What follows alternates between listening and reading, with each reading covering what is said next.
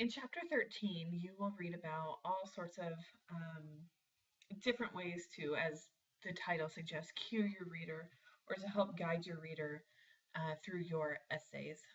This information goes hand in hand with the information that I cover in the academic writing overview. So the textbook only elaborates on some of the points that I bring up there, but the information that this chapter has is excellent. So make sure that you read it at least once. Make sure you really get a good grasp on what this information is, because we will be working on improving it the rest of the quarter. So if you don't understand what a thesis statement is, now is the time to let me know, and I will do my best to help supplement the information to get you to understand, because the rest of the quarter, you don't want to be nagged by me about not having a thesis statement and this and that. So from the get-go, let's have a very clear understanding as to what these strategies are, how to use them, and how to start practice writing them effectively. So I don't expect you to be perfect at the start of the quarter, but I do expect you to know what a thesis statement is, what it's supposed to look like, just the basics of it, and then we will work on improving those as we go through the quarter. So the first thing that the first idea I want to pose to you is how all of this relates to audience awareness. So as you write your essays, I will always, in the prompts, outline who your audience is for your papers. And for the most part, your audience is going to be uneducated about whatever it is that you're writing. So for example, when you begin essay number 1, I'm going to say that your audience is unaware of who you are in the event that you're describing, which means you need to do your job in giving specific details and support, and really getting all the nitty-gritty stuff that your audience must have in order to understand what your message is. Audience awareness will help you determine what types of support you use, into how much detail you go, what kind of terms you need to define, things like that. So this chapter, with all of the elements that it discusses, is all about your audience. If you don't have a thesis statement, your audience isn't going to know what your point is. If you don't paragraph well, your audience isn't going to be able to understand your progression of thought. They're not going to understand how your ideas relate to each other and build on each other. If you don't introduce well, they're not going to be engaged with what you have to say. So you may think that, well, my teacher's my audience, I'm not writing for anybody else. And yeah, you can think that, but that's I'm an unaware audience. I have no idea, your life experiences and things like that. So usually, if you want to imagine me as the audience, that's fine. But just be aware that even though it's just a pretend and make believe audience, you really need to write as if somebody were going to read it. Write as if you had to keep them entertained to keep them reading. I may have to read it because I have to give you a grade, but make it so that I want to read it. Engage me, entertain me. Because if you don't, you just make my job miserable. But you really need to practice writing for an audience. So it's okay to pretend, it's okay to gear your ideas toward an audience that may not, in your opinion, exist, but I'm going to respond to you as if you were writing to a specific audience. So all of this information in chapter 3 is helping your reader understand you and understand what you're trying to say. So this is very important stuff in terms of how your essay is going to be comprehended. And if you would like, always give your drafts to a friend or a family member, because hopefully they will serve as that, kind of proxy audience. Hopefully they'll be unaware of what you're writing about, and they can tell you, I thought it was boring, I got confused here, I don't know what you're talking about. So create an audience for yourself if you need to.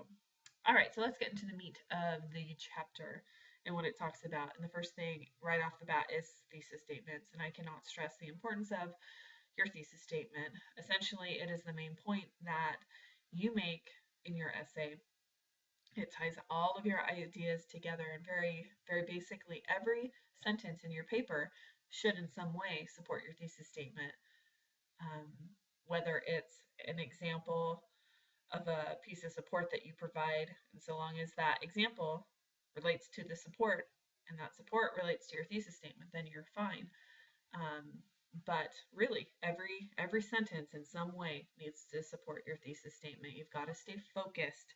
If you don't have a thesis statement, it's going to be really hard to focus your paper. You're going to start wandering and jumping around in topics, and they're not going to have anything to do with your thesis statement. So the role that it plays in your essay is tying everything together. Think of your essay as a shish kebab. You've got, the meat and the potatoes and the vegetables, which are your body paragraphs, but the skewer that holds everything together and makes everything a complete unit is that thesis statement. If you don't have a thesis statement, you've just got random paragraphs floating around that aren't serving a purpose. So that thesis statement gives you a purpose to your paper. It's the main idea that you're trying to make. When you write a thesis statement, you can also include a forecasting statement within it, and that's when you say, I'm going to talk about this, this, this, this. I hope you don't ever do that, especially since I don't want you narrating in pretty much all but one of your papers. There's an easy way to, or a more effective way of using forecasting statements. Look at the example that starts on page 457 about, it's a passage about the Black Death, which I must add is one of my absolute favorite things to study. I love the Middle Ages, and medieval literature is my thing. So I read this passage just going, oh, how I love the Black Death. Okay, it's kind of sick and morbid, but I really do love it. So if you look at the highlighted part, it will show you the example of a forecasting statement. You don't have to use them, but they can be effective. If you do use them, try to make them more complex than just this essay will be about A, B, C. You don't want to do that. You don't want to bore your reader to death. So I think the example about the Black Death is effective. When it comes to the placement of your thesis statement, technically you can have your thesis at the beginning, somewhere in the middle, or at the end. But for this course, at this level of writing, I expect to find it at the beginning. Let's practice the good habits first. And then if you want to get more creative as we go throughout the quarter, then that's fine. But I will expect to see that thesis statement at the very beginning, somewhere in your introductory paragraph. Sometimes thesis statements are one sentence, sometimes they're two. But I do expect to see it at the beginning, and then we can work on if you would like to be more creative and having it elsewhere in your paper. All right, paragraphing. Paragraphing pretty much just is all the skills that go into building your body paragraphs. Remember that your body paragraphs are all the paragraphs that are in between your introduction and your conclusion. So it's where all the support and help is for your essays. It's where you need, oh, never mind. I'm not going to get to that yet. Let's see here. So what is a paragraph? A paragraph is essentially just a collection of sentences that relate to one main idea. Only one. One paragraph equals one main idea. So you've got your thesis statement, which is your overarching idea for the whole paper, but each paragraph only needs to be giving one sub idea or subtopic at a time. You don't want multiple things. That becomes a focus issue. And so the role that each paragraph plays is developing those different points of support that you're trying to use to prove your thesis statement. So they all have to work together in order to do that effectively. Be sure you use indentation to mark the beginning of your paragraph. So all you have to do is just hit tab on your keyboard once and then it'll indent. That's pretty standard, but make sure that you do that. There is a very basic organization to your paragraphs. It does not always have to be this way, but this is the most effective. You begin with a topic sentence. You give your detail, explanations, examples, details, and everything else that comes in that you need to develop your topic sentence in the middle. And then in your last sentence, transition somehow to the next paragraph, or at the least kind of wrap up your paragraph in some way. So you should start to think, a paragraph by itself is almost like a mini essay, and it's true. Your topic sentence is very similar to your thesis statement. It's this thesis of your paragraph. So your thesis statement may be the overarching idea of the essay. Your topic sentence is the main idea contained in that one paragraph. There should only be one. So you're writing a thesis statement for your paper, and you're writing topic sentences for each paragraph. And then all the support in the middle is equivalent to your body paragraphs within an entire essay. So again, you've got a beginning and a middle, and then somehow you need to wrap up your paragraph. You can transition to the next, but still somehow you need to wrap up just like your conclusion wraps up your essay. So they are very, very similar. Your essay has a beginning, middle, and end. Each paragraph needs to have a beginning, middle, and end. It's a very natural form of communication. It's extremely effective. I highly recommend that you really practice with this. If you want to get more creative again at the end, toward the end of the quarter, then that's fine. But this is the most effective. It's what I will expect to see. Your topic sentences can be placed throughout your paragraphs, but I do again hope to see it at the beginning as opposed to the end. But we can play with that as we go. And again, I've already kind of stated the purpose of your topic sentence. It's just the controlling point of each body paragraph. You need to have all that information within one paragraph.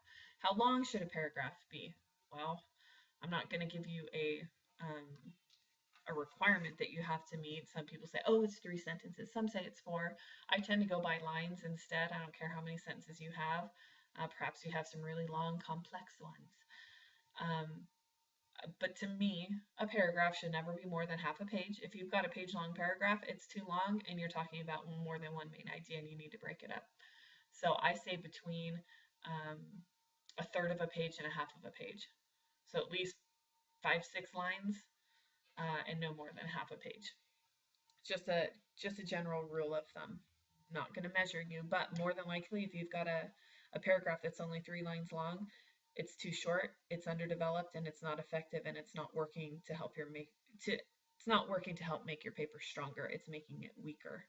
So again, I'm not going to get really uppity about paragraph length, as you know, it's got to be so many lessons or so many lines long, but I do expect it to be developed appropriately, and if it's too short, more than likely it's not developed. And I will be sure to point those out when I comment on your papers. So cohesive devices. Cohesion helps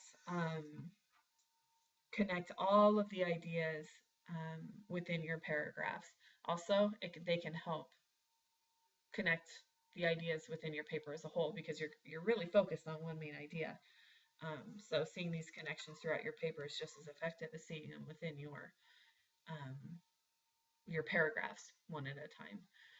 The devices that the textbook outlines are pronouns, word repetitions, and synonyms, and sentence structure. So be sure to take a look at those and see how you can use them to add cohesion to your writing. You want everything to be connected. You want it to flow well from beginning to end. You want it to be just one clear, logical thought.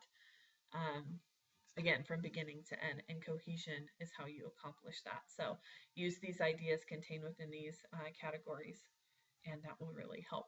Lastly, transitions. I cannot stress how absolutely critical these are to making your essay effective. They are completely underutilized, and yet just using a few words here and there to transition from sentence to sentence can improve your writing faster than just about anything. So when I say to add transitions to your writing, I mean it, and I hope that you will go back and just add some words. The chapter outlines 3 different types: the logical, the temporal, and the spatial, and provides some excellent examples on how to do that. Use those lists. Doggy ear these pages so that you can go back to them. Also, in the doc sharing page of our online classroom, I have added 2 different resources to help you with transitions. They're very hard for students for some reason, but they're absolutely essential. So you need to do your part in using these. Okay, well, this is what I'm writing. Like for your narrative, that's the first essay you're going to write. You know that's going to probably use some time type transitions, which is the temporal. Go to page 557, look at that list, and start using them. Don't just plug them in, but it's almost that easy. Plug them in, just make sure they make sense. I give you another sheet of transitions that's quite big, and just go and plug them in. It's all that it really takes sometimes. Transitioning between paragraphs can be more complex, so not just one word will necessarily do that. But again, it's absolutely essential. So if you have any questions on any of this information, it's very, very good stuff. Let me know, and this is what we will be working on for the rest of the quarter.